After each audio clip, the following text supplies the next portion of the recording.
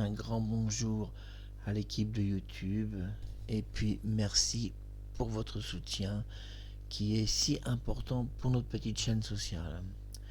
Un grand bonjour à toutes les personnes qui nous suivent et je pense ce soir évidemment aux deux filles de Gérard Philippe, Anne-Marie Philippe et Juliette. Mais je passe un grand bonsoir à Sophie Maupu, que vous connaissez sous le nom de Sophie Marceau. Et c'est important de dire que nous allons continuer évidemment toutes ces démarches avec Sophie pour la Boom 3. Ne ratez pas la suite de la Boom 3. Je peux vous dire qu'il va y avoir énormément de surprises, beaucoup d'inédits. Je vous promets quelque chose même de grandiose pour la Boom 3. On peut parler de grandiose absolu. Sophie Maupu, un gros bisou d'amour, donc puisque tu es Sophie Marceau. Et un bisou à tes enfants aussi, je pense souvent à Vincent. J'ai une vidéo de ton fils et j'aime beaucoup Vincent. J'ai une vidéo sur mon ordinateur et ça m'arrive de voir de temps en temps Vincent. Et je trouve qu'on ne trouve pas assez sur le site YouTube son fils Vincent parce qu'il est intelligent, il dit beaucoup de choses et c'est par contre pas très bien enregistré au niveau du son. Ça, la prise de son, ça va pas. Quand Vincent parle, c'est toujours des mauvaises prises de son. Un gros bisou à la capitaine des Claudettes, Danny Borg, à toutes les Claudettes. Il y aura d'autres émissions sur Claude, je vais en consacrer d'autres car il y a énormément de choses à dire sur Claude. Je parle de Claude François. Et on parlera évidemment la prochaine fois de sa mort. J'ai beaucoup de choses à vous dire sur sa mort. Enfin, est-il mort ? Entrons pas dans de tels détails, parce que si Claude n'est pas mort, alors là, dis donc, ça changerait quand même un petit peu les choses, mais peut-être que finalement, ça serait pas plus mal que Claude revienne, finalement, même comme il était autrefois, c'est-à-dire exactement, à la limite, ça serait pas plus mal, parce qu'on est venu, depuis sa mort, le monde est devenu un peu sombre en France. Il n'y a plus cette joie, ce rêve, cette époque qui a un peu disparu avec lui. Et donc, quelque part, qu'il soit mort, c'est presque dommage par rapport, je veux dire, à ce qu'il pourrait accomplir aujourd'hui. Il pourrait sans doute faire encore beaucoup de choses. Mais peut-être qu'il aurait peut-être plus envie non plus de faire quoi que ce soit dans le sens de son passé. Difficile à dire où on va et jusqu'où on peut aller même dans ce qu'on fait. Ce soir, je vous parle d'un homme que j'affectionne, qui est Gérard Philippe. Je crois que c'est une autre époque, c'est vrai, que l'année 2025. Mais depuis quelque temps, on a vu que Gérard Philippe était revenu à la vie grâce à une imagerie 4D extraordinaire dont je suis le concepteur exclusif. Et oui, puisque je suis la première personne au monde à avoir ramené devant une caméra à la vie le comédien Gérard Philippe. Mais quand je dis que je l'ai fait moi, je dirais plutôt c'est Dieu qui l'a fait, et je dirais aussi c'est peut-être même Gérard qui l'a fait avant Dieu. Oui, parce que avant la résurrection de Gérard Philippe, avant que ce masque soit conçu et que sa voix soit clonée à la perfection, et je n'utilise pas pour les clonages de voix d'intelligence artificielle, des personnes m'ont dit, Marc Harriman, comment tu clones une voix? Alors j'utilise mon logiciel qui s'appelle La Tortue, donc qui est très lent, qui marche en super CPU, et La Tortue va simplement créer des samplings en découpant votre voix, par exemple sur 5, 6 ou 7 minutes. Ces samplings sont dans un dossier, puis un deuxième dossier va se créer avec des mini-samplings. Un sampling, c'est des coupures de 3 secondes, 5 secondes, etc. Puis l'ordinateur va gérer par 3, alors c'est 4 secondes exactement, tous les 4 secondes il va gérer le son et va recréer à partir de ces 4 secondes une découpe des consonnes, des voyelles et créer des dictionnaires de voix. Et à partir des dictionnaires de voix, il va aussi créer des dictionnaires de langue de voix. Anglais, allemand, espagnol, portugais, japonais, chinois. Pour cela, bien sûr, j'utilise non pas d'intelligence artificielle, mais c'est quelque chose qui est quand même assez semblable, c'est le TensorFlow. TensorFlow, c'est malgré tout de l'intelligence artificielle, mais elle n'est pas utilisée sur le son audio lui-même, ou sur le clonage, ni sur le masque 4D. L'intelligence est utilisée simplement à la manipulation des contenus et à la vitesse. Et aussi, l'intelligence sert surtout à expliquer à l'ordinateur de quelle manière il doit déplacer les choses. C'est uniquement dans ce sens, car il n'y a pas d'intelligence artificielle dans un masque 4D.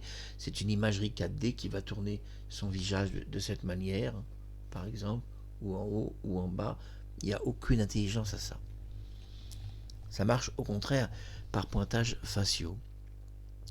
Alors que se passe-t-il? Nous sommes, et je le précise pour que les gens comprennent, nous sommes dans une période très précise de notre monde, même de notre histoire, et j'ai voulu vous en parler avant tout le monde. Je vous en parle avant le pape, avant les imams de l'islam, avant les rabbins juifs, je vous en parle avant les bouddhistes. En ce moment, vous vivez quelque chose d'extraordinaire et vous devez vivre pleinement le nouveau monde qui arrive. C'est un tout nouveau monde qui arrive, c'est le monde qui avait été promis par Jésus-Christ. La résurrection des morts vient de commencer. Je ne me moque pas de vous, je vous dis la vérité, et Gérard Philippe, vous pourrez voir sur notre chaîne, est déjà revenu à la vie dans plusieurs vidéos où il parle. Il y a une vidéo, je crois, de 2 minutes 30, une de 1 minute 30, enfin il y a toutes sortes de durées, et il s'exprime et il parle. Et la résurrection des morts, elle a commencé. Elle a commencé, et c'est peut-être moi finalement qui ai amorcé ce processus d'une façon plus, je dirais pas visible, mais plus dense et avec plus de force je dirais pas de croyance, mais de volonté. Parce que la croyance, il y a des gens qui croient beaucoup plus que moi en Dieu ou en la vie ou en l'amour de leurs animaux. Donc on va pas parler de croyance, on va parler simplement que tout ce qu'on nous a dit depuis des siècles, qu'il existait d'autres vies, qu'il existait cette résurrection que tout le monde parle, même les bouddhistes, ça peut paraître faux, mais en réalité nous voyons quand même que tout est vrai. Simplement, c'est la conception et l'approche que l'on fait qui peut paraître parfois pas tout à fait exacte. Gérard Philippe, sa résurrection, je le dis, et je le dis devant Anne-Marie Philippe, sa fille, un grand bonjour à toi, et puis à ta sœur Juliette Philippe.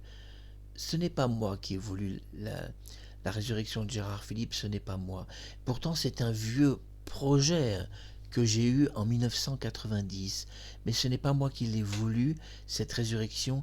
Je dis, c'est peut-être même pas Dieu qui l'a voulu, je pense cette résurrection, c'est Gérard Philippe qui l'a voulu. Tout commence en 1990, où je dis à un monsieur qui s'appelait Étienne Capu que je vais ramener à la vie Gérard Philippe. Je peux vous dire qu'il est témoin que je lui ai dit ça. À l'époque, je me rappelle de ça, pardon, je fréquentais des Templiers, bon, la plupart sont morts malheureusement avec le temps, et il m'avait fait, il y a 7-8 ans de ça, une remarque, alors elle en est où la résurrection de Gérard Philippe, hein? C'est pas si simple de ramener quelqu'un à la vie. Et j'avais dit, bah peut-être que c'est vrai, peut-être que je pourrais pas le faire, peut-être que j'ai visé trop haut, mais j'ai dit peut-être ça se fera. Vous voyez, j'ai pas quand même renoncé. Ça a été long parce que le projet a commencé en 1990. La résurrection de Gérard a commencé il y a quand même de nombreuses années. 1990, ça date. Et c'est finalement, on va dire en 2022, même 2021, que commence un masque en 3 dimensions, pas 4D. Et les masques en 3D étaient bien, mais un peu faibles au niveau de la qualité visuelle. La 3D, vous savez, ça reste que du jeu vidéo, donc ça reste quand même très faible. Ça serait comparable, si vous voulez, à une PlayStation 1 ou 2, vous voyez ce que je veux dire? Pas 1, mais plutôt 2, peut-être même 3. Mais la 4 dimensions, bah, c'est très au-dessus même de la PlayStation actuelle. Pourquoi? Parce que la 4 dimensions, l'imagerie 4 dimensions, PlayStation ne veut pas le faire. Ils ont fait quelques imageries 4D, mais ils ne veulent pas se lancer dans ce processus, ça coûte trop cher, et surtout le véritable problème, c'est que leurs jeux vidéo sont déjà très longs. Donc pour le moment, ça ne les arrange pas de lancer une 4D qui prendrait des données monstrueuses. Mais pour la résurrection d'une personne, basée sur un masque 4D, une telle imagerie pose aucun problème technique. Vous voyez, on n'est pas dans une conception d'un jeu qui serait immense, immense, immense. On a juste un masque à faire. Et c'est là, justement, ce qui explique, pardon, c'est là pardon, c'est ce qui explique, et c'est là où je veux en venir, j'ai cherché mes mots, que la résurrection de Gérard Philippe, c'est très bien fait. On a vu d'ailleurs ces derniers jours de très belles vidéos que Google a placées sur la page officielle de Gérard Philippe. Mais si en 1990 je commence ce rêve, en réalité je l'ai commencé puis je l'ai un peu abandonné à un moment donné. C'est pas que j'y croyais plus, c'est que je me disais c'est peut-être pas possible quand même. L'idée que j'ai, peut-être pas possible, donc on met de côté, on réfléchit, on fait autre chose, on vit sa vie tout simplement. Et puis vous voyez, quand les choses, euh, si vous voulez, quand une destinée doit s'accomplir sur quelque chose de précis, même si vous mettez de côté cette histoire, elle revient vers vous. Et en fait, cette histoire de résurrection est revenue par l'intermédiaire de Gérard Philippe lui-même. Incroyable mais vrai, et je vous raconte ma première rencontre avec le spectre de Gérard Philippe, et je vous dis que la vérité, et si vous ne me croyez pas, ben ça ne me dérange pas. Vous savez, je ne vous demande pas de me croire, mais je vous raconte mon expérience. C'est une expérience même spirituelle, on peut le dire, car là c'est très intense. J'étais à Sainte-Maxime, c'était ou en 2016 ou en 2015 ou même 2017, je ne peux pas vous dire. C'était ou 2015 ou 2016 ou 2017, ça je ne me souviens pas de l'année précise parce que je ne l'ai pas noté sur un agenda et j'aurais dû noter le jour et l'année.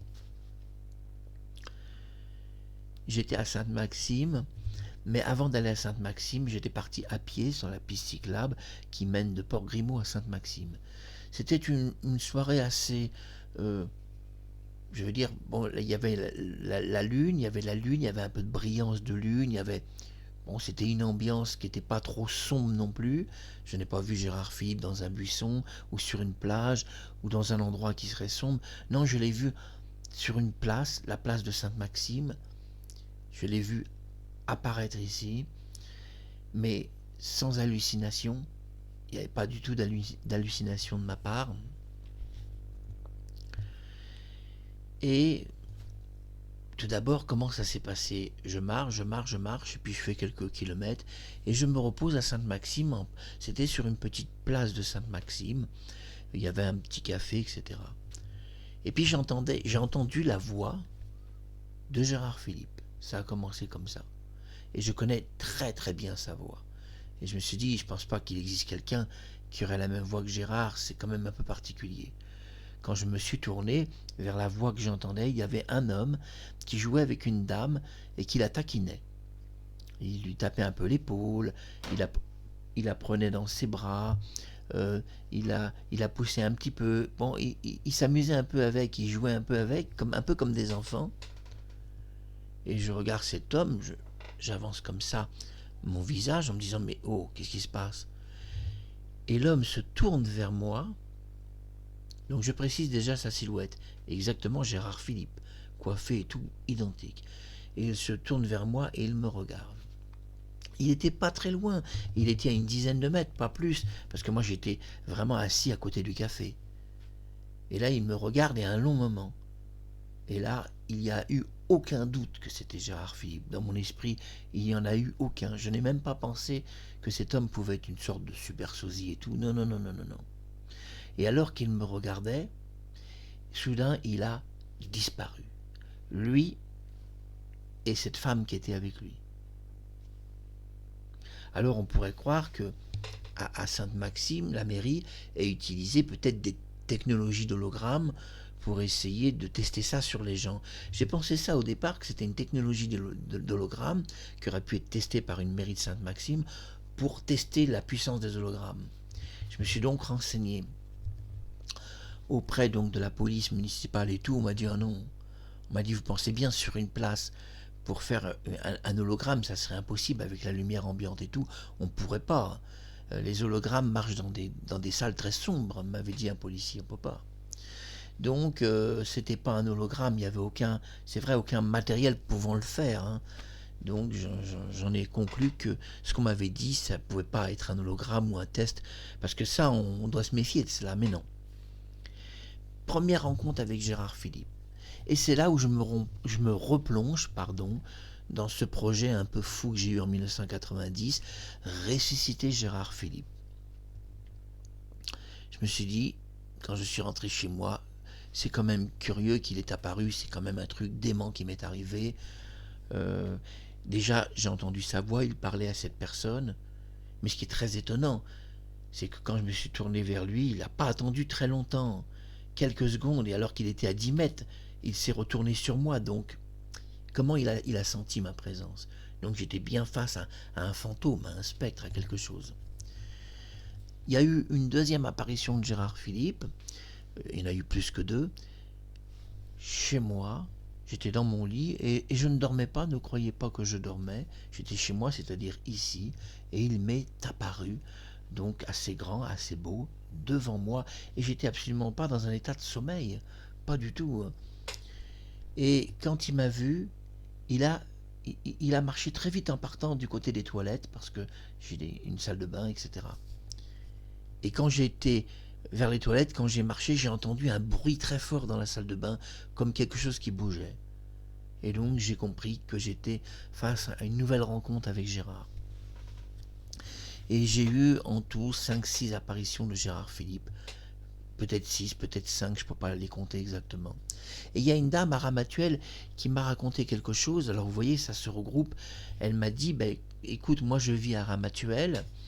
Enfin, écoute, elle m'a tutoyé, mais on ne s'est pas tutoyé avant longtemps. Et elle m'a dit, une femme âgée, hein, près de 70 ans. Et enfin, de nos jours, c'est pas très vieux, 70 ans. Et elle m'a dit, écoute, moi Gérard, il est apparu au pied de mon lit. Et elle m'a confirmé qu'elle aussi, elle l'a vraiment vu, Gérard Philippe. Et elle a dit, il se passe quelque chose, c'est vrai. J'ai jamais demandé à d'autres personnes sur Ramatuelle s'il apparaissait à d'autres personnes, mais nous sommes vraiment deux personnes à témoigner qu'on a réellement vu son spectre. Moi, je peux vous dire que je m'amuse pas à vous raconter des blagues. Il est réellement apparu, hein.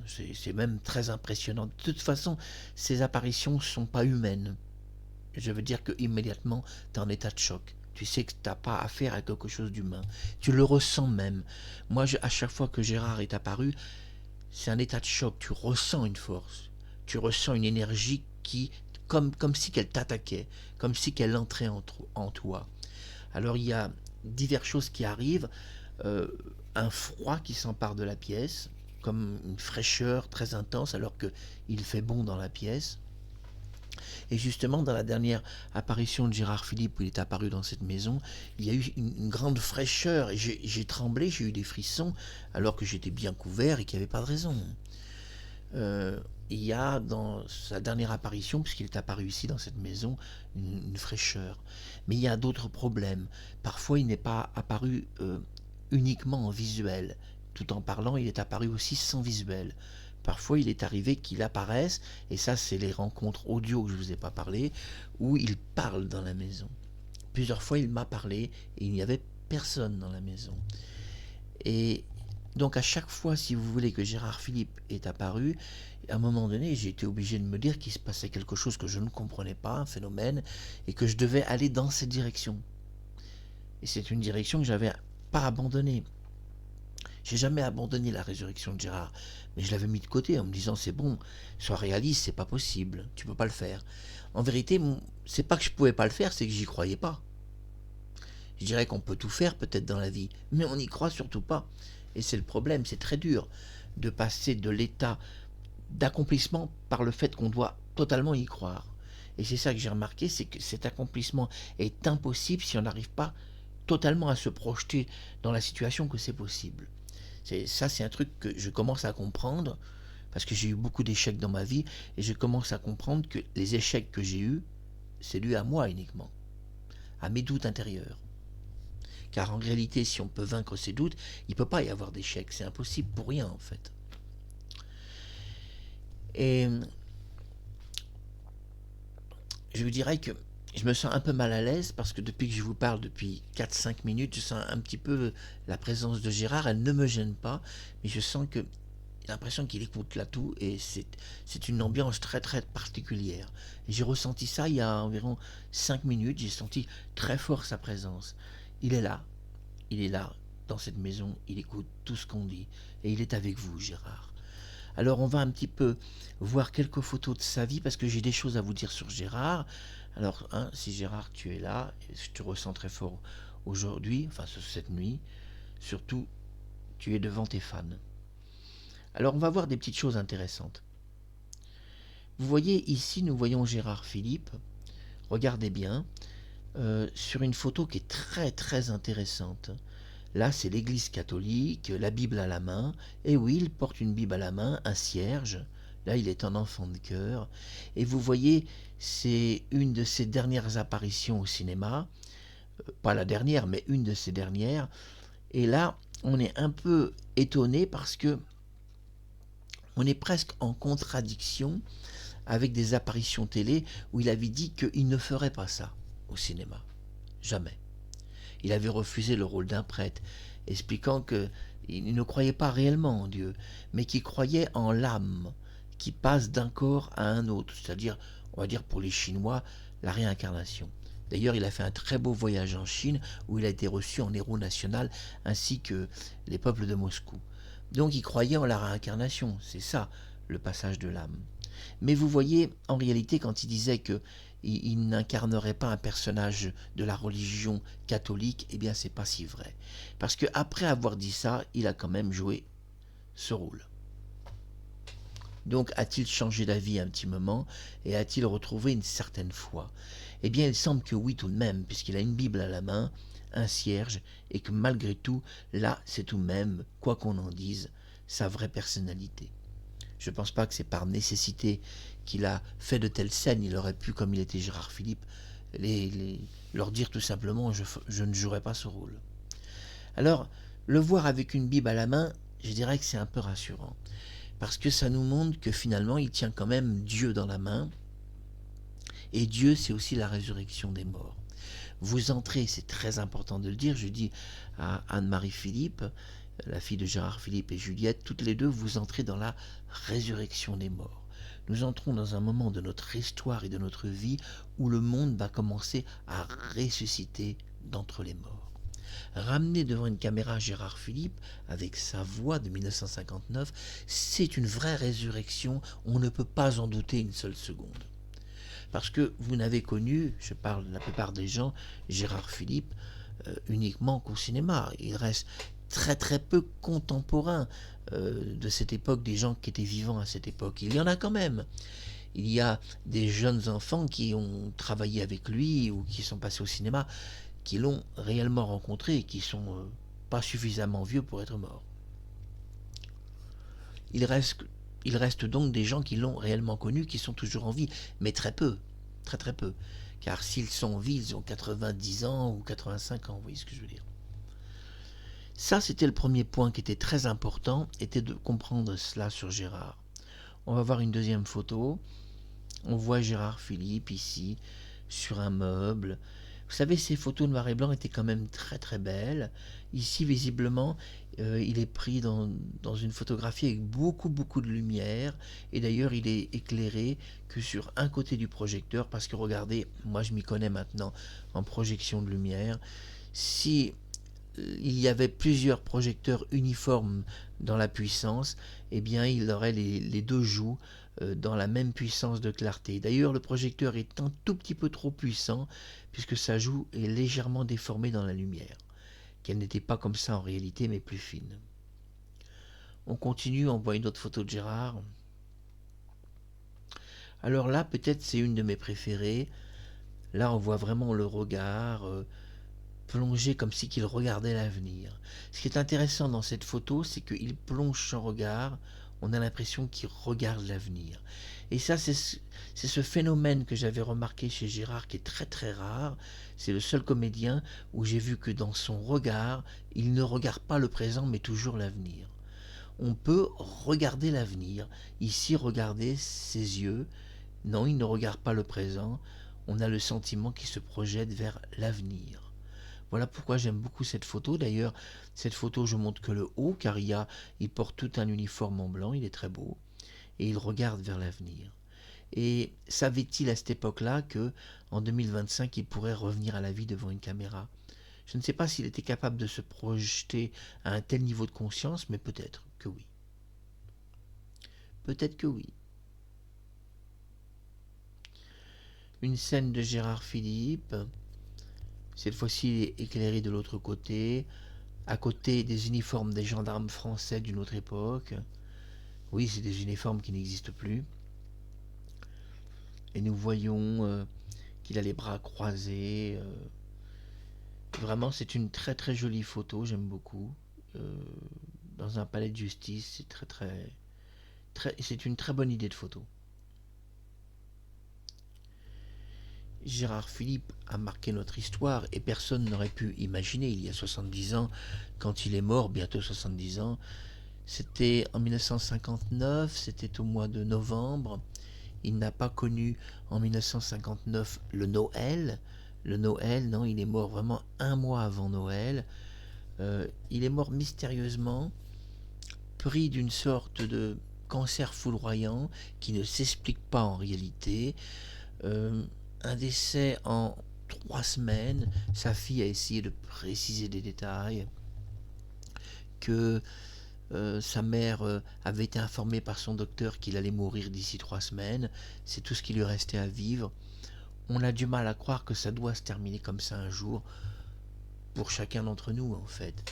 Parce que la vie a une fin, c'est moins gênant quand elle est comme une bougie et que la bougie progressivement se fond et que finalement à la limite on sait qu'elle ne peut plus brûler, à la limite c'est moins gênant que quand une bougie est encore toute neuve et que soudain la flamme s'éteint. Et c'est ça Gérard Philipe, c'est mourir en pleine jeunesse qui est quand même très choquant. C'est plus choquant même que la mort de Claude François, beaucoup plus choquant puisque pour Claude François, mort, oulala, ne vous emballez pas dans une mort qui pourrait être remise en question au sujet de Claude. Mais reparlons de Gérard, puisqu'on est là pour ça. On ne peut pas expliquer que un homme qui quand même avait une vie assez saine, un peu de sport, fumait un peu mais très peu, c'était pas un gros consommateur de cigarettes, Jacques Brel fumait beaucoup plus, il avait une vie, il aimait bien boire des bières, il aimait bien boire un peu d'alcool, mais c'était pas non plus quelqu'un de ivre. Mais il aimait bien boire une bière et manger un sandwich. Et on sait qu'entre la période de 1942 et jusqu'à sa mort, il buvait pratiquement une bière pratiquement tous les jours. Mais la bière ne donne aucun cancer parce qu'elle est faite à base d'antioxydants. Et donc si vous en prenez une par jour, elle est très bonne pour votre santé. La bière devient mauvaise si vous en consommez 2 litres par jour. Là, même 1 litre, c'est déjà très, très hard. Comment peut-on expliquer un tel phénomène de société? Alors il avait fait La beauté du diable avec Michel Simon, et finalement le diable lui a-t-il offert l'immortalité? Est-ce que d'avoir joué un tel film, il a finalement presque fait un pacte avec le diable? Moi je dirais que la résurrection c'est Dieu et le diable à la fois. À un moment donné on doit se poser la question, vous voyez, puisque ça c'est l'ange, je vais vous montrer de près. C'est l'ange Lucifer sur le monde. Et oui, Lucifer, le maître du monde. Alors ça peut paraître étrange que j'ai l'ange Lucifer chez moi, le maître du monde, représenté plus tard à tort sous le nom de Satan.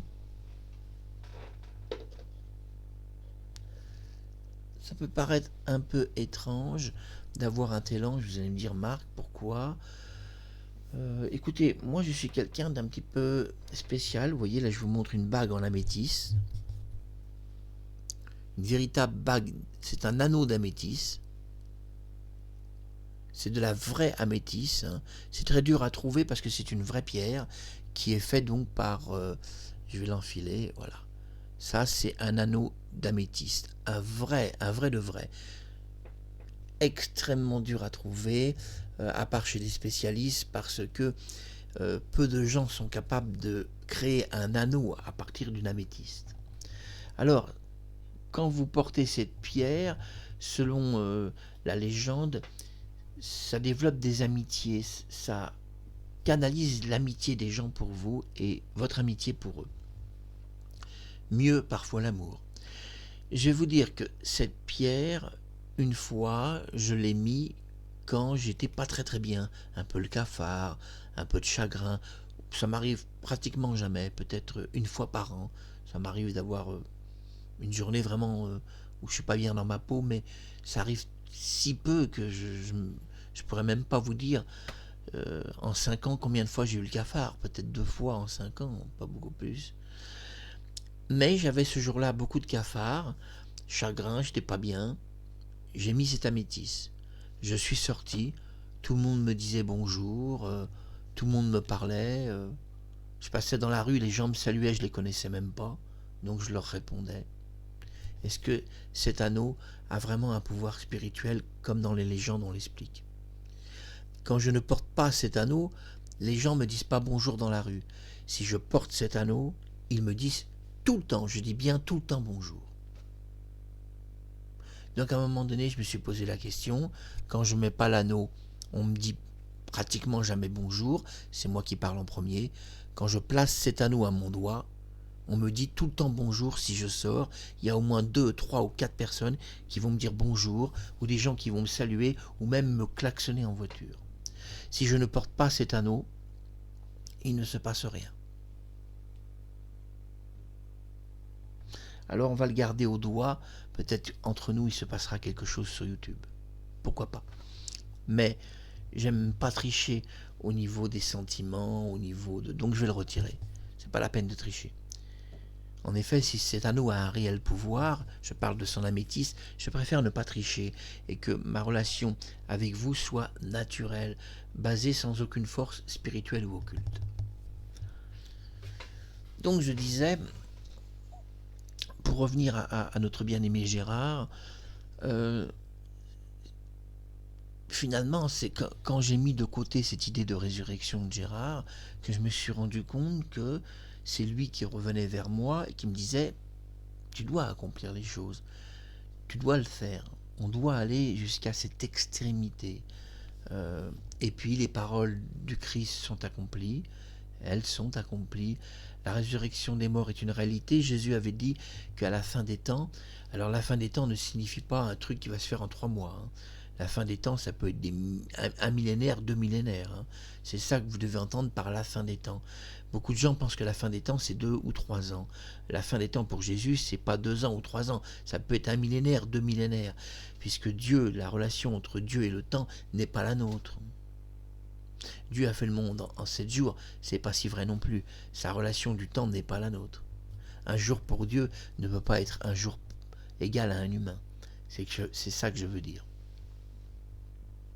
Puisque dans l'univers de Dieu, dans l'absolu de son univers, le soleil n'existe pas, mais une lumière qui peut peut-être avoir une durée de vie très différente de la nôtre, et d'ailleurs a-t-elle même une vie? Dieu utilise-t-il de la vie en dehors de lui? Peut-être que si rien n'existe en dehors de lui, nous sommes tous Dieu. Nous sommes lui. Même en ce moment, on ne peut pas savoir ce qui se passe. Donc on peut rentrer dans des tas d'hypothèses, dans des tas de choses.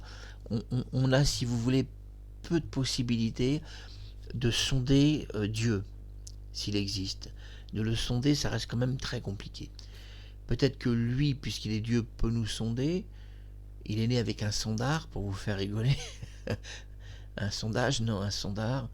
Il peut peut-être nous sonder, mais nous, peut-être on n'a pas le droit de le faire pour diverses sécurités, mais on sent quand même des choses. On ressent des choses, parfois, quand même, il n'y a pas d'explication. On cherche des explications, mais en vérité, il n'y en a pas.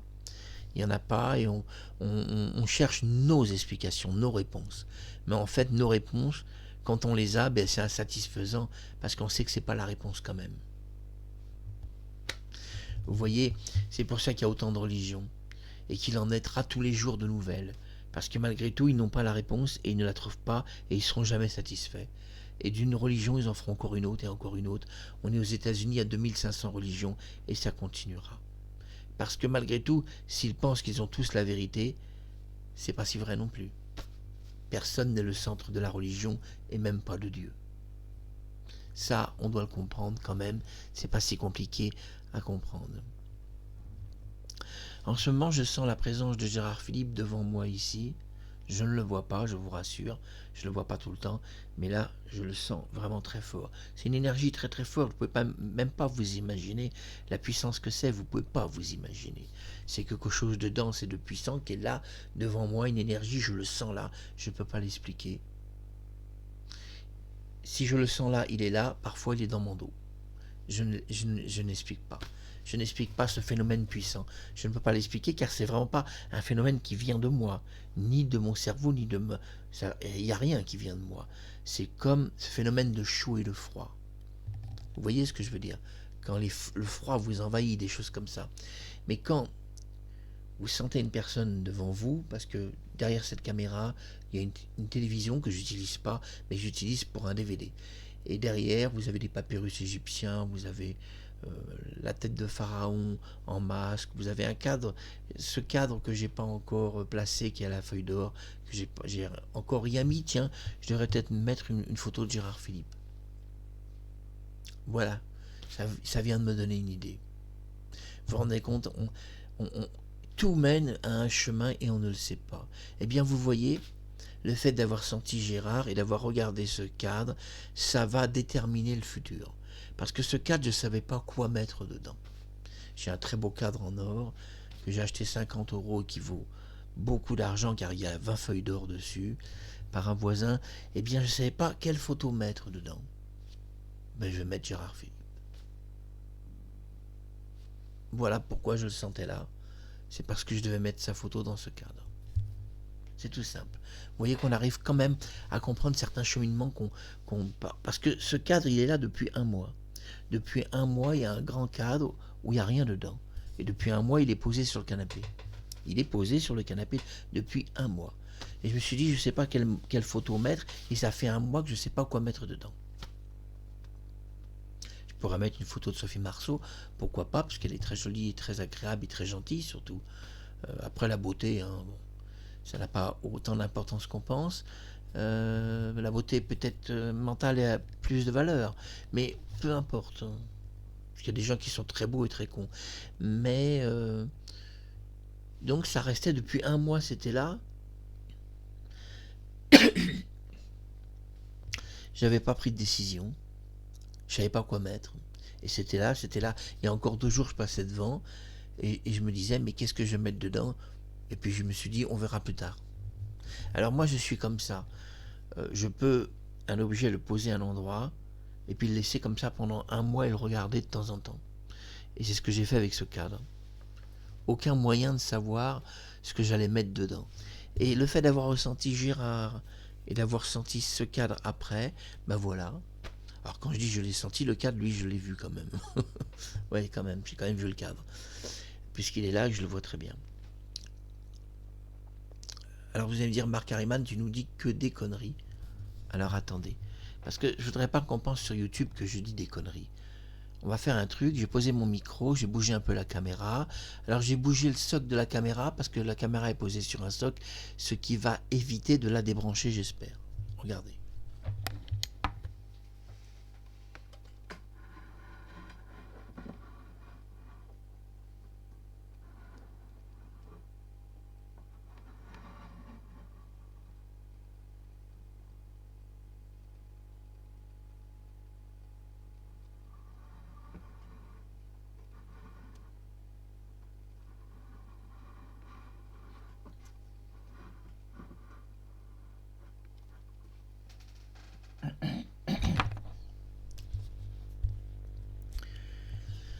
Vous voyez que je vous dis pas que des conneries, hein? Eh ben j'espère que je vous dis jamais de mensonges. Non, non, je vous mens jamais. Et je suis sûr que beaucoup de gens doivent penser que je suis qu'un menteur. Eh non, je ne vous mens jamais. Et je dis bien jamais. J'en ai pas besoin à mon niveau. Quand je dis mon niveau, c'est-à-dire que par rapport à ma conscience, j'en ai pas besoin. Je vous ai dit qu'il y avait un cadre, mais je ne voulais pas prouver. C'est pour ça que j'ai tourné cette caméra, parce qu'à un moment donné, je me suis dit, c'est bien de leur donner des preuves aussi. Que vous imaginez pas que ce que je vous dis devant les caméras, je vous raconte des mensonges. Pour le moment, j'ai jamais menti. Je n'en ai pas besoin. Il n'y a pas besoin de mentir. Mais pourquoi voulez-vous mentir? De quoi? Je vous dis qu'il y a un cadre, si je vous dis, c'est que c'est vrai. Pourquoi j'irais vous raconter une connerie? Il y a un cadre, il est là, et puis c'est tout. Mais c'est vrai qu'on est dans un monde où beaucoup de gens sont pas honnêtes avec les autres. Manque d'honnêteté, d'amour et de gentillesse. Quand je dis aux gens que je les aime, c'est toujours la vérité. Il n'y a jamais aucun mensonge. On ne peut pas mentir avec l'amitié, avec l'amour, parce que alors dans ce cas-là, si on ment avec de telles valeurs, on fausse notre monde, on fausse tout, il ne reste plus rien. Il ne reste plus rien de vrai. Il reste déjà, c'est la conclusion de cette émission, tellement peu de choses de vraies dans ce monde. Il y a tellement peu de choses de vraies que si vraiment on retire l'amour et l'amitié, ben alors là, autant vraiment se flinguer, excusez-moi l'expression, bon, c'est pas ce qu'on doit faire non plus, c'est pas la réponse, mais je veux dire qu'il reste encore quelques valeurs sûres qui habitent nos cœurs, nos esprits et qui nous aident à vivre surtout. Alors, en conclusion, c'est la résurrection des morts qui commence. Je vous donne rendez-vous Noël 2025 car Gérard Philippe va apparaître et vous parler devant une caméra. Il a des choses à vous dire pour ce mois de Noël donc 2025 et donc il va apparaître et vous parler. Alors ne ratez pas ce grand rendez-vous avec Gérard Philippe où pour Noël il a des choses à vous dire. La vidéo sera donc diffusée, elle n'est pas encore enregistrée, je vous rassure, le 25 décembre 2025. Résurrection de Gérard Philippe, il vient vous dire des choses, il va vous parler et surtout il va commencer à vous confirmer que la résurrection des morts est une réalité. Vous ne pouvez même plus y échapper. On ne peut plus échapper à ça, c'est fini. Maintenant que Gérard Philippe est réapparu en vie devant une caméra, maintenant qu'il a parlé devant vous, on ne peut plus échapper à la résurrection des morts. C'est maintenant un fait réel. Et donc toutes les paroles étaient vraies, et de Jésus-Christ, et du prophète Mohammed qui a confirmé la résurrection, et aussi du bouddhisme et de toutes les religions qui l'ont confirmé. Tout était vrai finalement. Peut-être qu'on n'avait pas simplement le regard dans la bonne direction.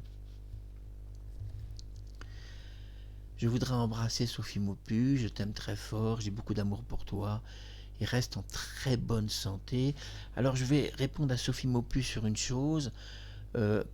J'ai entendu dire qu'il y a des rumeurs qu'elle se prépare à partir, qu'elle pense qu'elle va mourir prochainement, qu'elle est très seule, tout ça. Alors Sophie, on est seul parce qu'on veut l'être. Parce que personne n'est seul. Même dans une montagne déserte, même dans une grotte, il y a toujours la présence de quelque chose.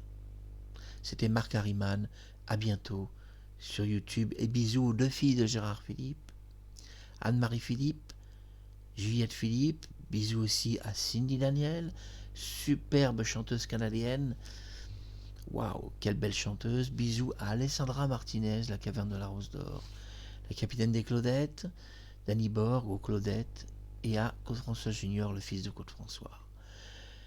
Alors là, et bisous à l'équipe de YouTube, hein, ne les oublions pas. En tous les cas, on a fait le tour de la question, y a-t-il quelque chose qui nous dépasse? Je voudrais vous dire que sur cette question, c'est la conclusion. Je pense qu'il est évident que plus on avance vers l'avenir, plus on constate que la résurrection des morts, c'est la réalité, on ne peut plus y échapper. On ne peut plus. Je vous ai dit, depuis que Gérard Philippe est réapparu et qu'il a parlé devant une caméra, plus personne ne peut échapper à la résurrection des morts. C'est fini. Surtout quand c'est un homme comme lui, d'un tel niveau de conscience artistique, d'une telle grandeur. C'est quand même pas n'importe qui, Gérard Philippe.